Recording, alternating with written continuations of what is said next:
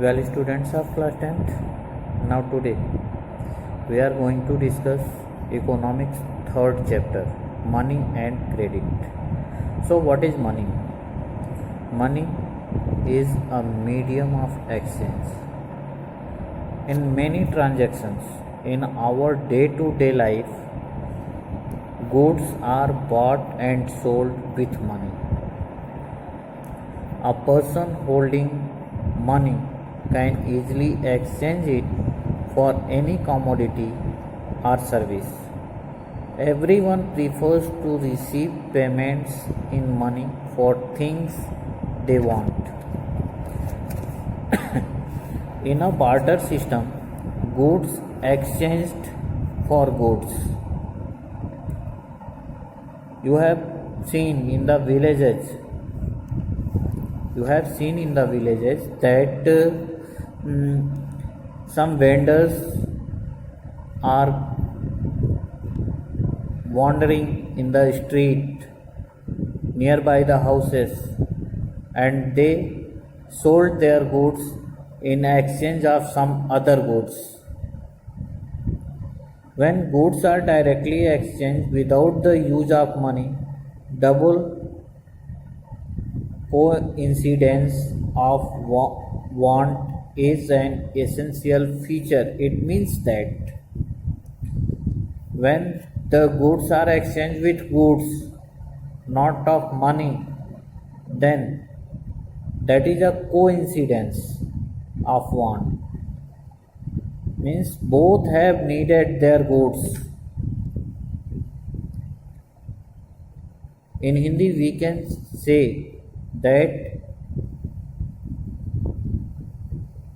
अगर कोई vendor suppose करो बर्तनों को लेकर के जाता है बेचने के लिए गांव में, और वो उन बर्तनों के बदले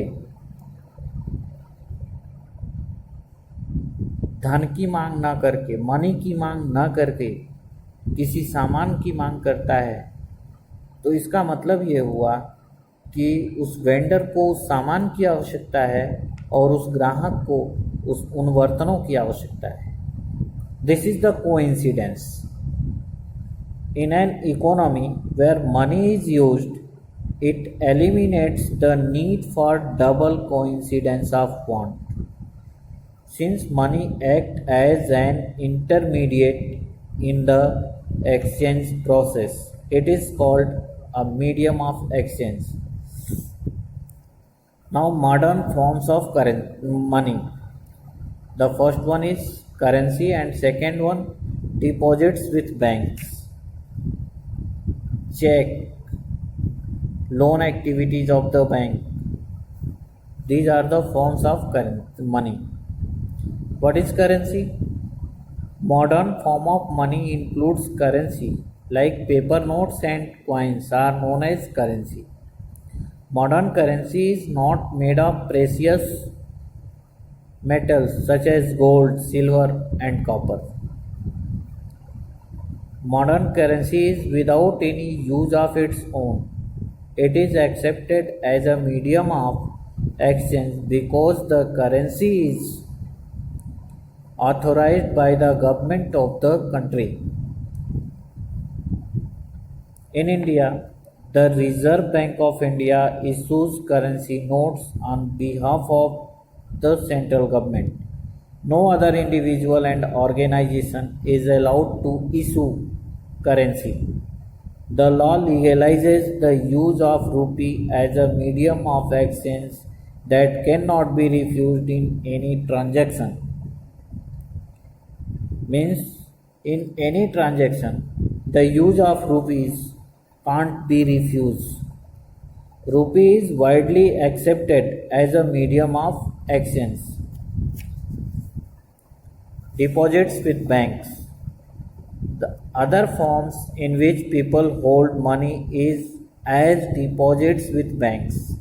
At a point of time, people need only some currency for their day-to-day needs. People who receive salary have extra money at the beginning of the month. Banks accept the deposits and also pay the interest on the deposit. People also withdraw the money as and when needed. In this way, people's money is safe and earns an interest. Now check. It is this facility which lends it the essential characteristic of money. For payment through check, the payee who has an account with the bank makes out a check for a specific amount. A check is a paper instructing the bank to pay a specific amount to the person in whose name the check has been made. Thereafter, loan activities of the bank. Banks keep only a small portion of their deposits as cash with themselves, 15% of their deposits as cash. This is kept as provision to pay the depositor who might come to withdraw money from the bank on any given day. Bank use the major portion of the deposits to extend loans. There is huge demand of loans for various economic activities. Banks make use of the deposits to meet the loan requirement of the people. In this way, bank mediate between those who have surplus fund and those who are in need of these funds. Now credit.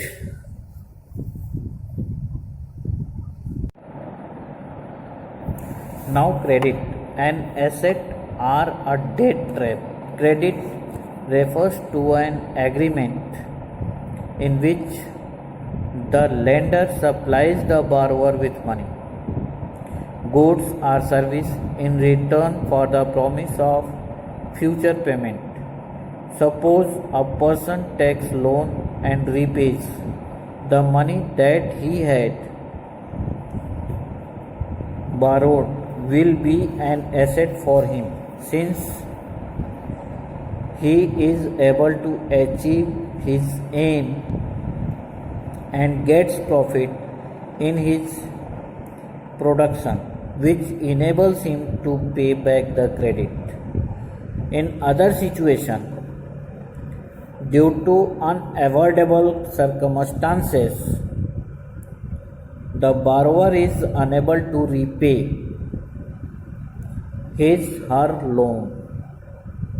In fact, more money is borrowed. In fact, more money is borrowed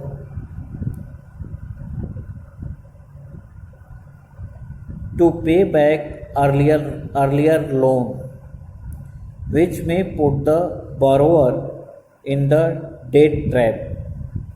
Credit in first situation plays a vital and positive role.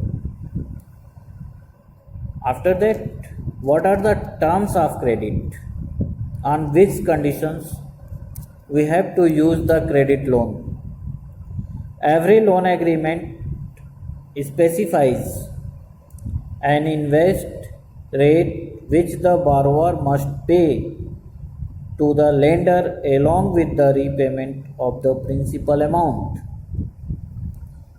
Collateral is an asset that the borrower owns and uses this as a guarantee to a lender until the loan is repaid. If the borrower fails to repay the loan, the lender has the right to sell the collateral. Interest rate, collateral and documentation requirements and the mode of payment together comprise the terms of credit. After that, formal sector credit in India. Formal sectors are loans from banks and cooperatives. The Reserve Bank of India, which is known as RBI, supervises the funding of formal source of loans. The banks maintain a minimum cash balance out of the deposits they receive. The RBI monitors banks that actually maintain the cash balance. RBI sees that the banks give loans just to profit making businesses and traders, but also to small cultivators, small scale industries and small borrowers, etc. Informal sector of credit. The informal leaders include money lenders, traders, employers, relatives and friends. These are known as informal sector, from where we are getting loans as a credit. There is no organization to supervise the credit activities. This informal sector can lend at whatever rate they choose.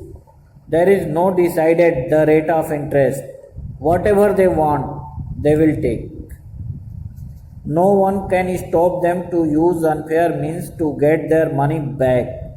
And if we are unable to repay their money, then they use the unfair means to gain their money. Compared to the formal lenders, most of the informal lenders charge much higher interest on loans. Just now I have told.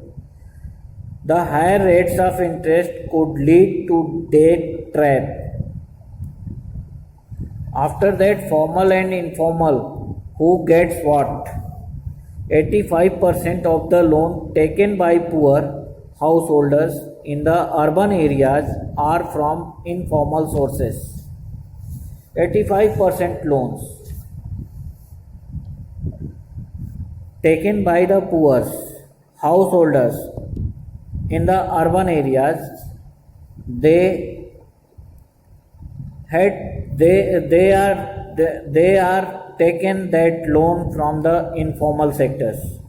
As regards rich urban household, 10% of their loan are from formal sources, because there are so many formalities in the formal sector to get the loan.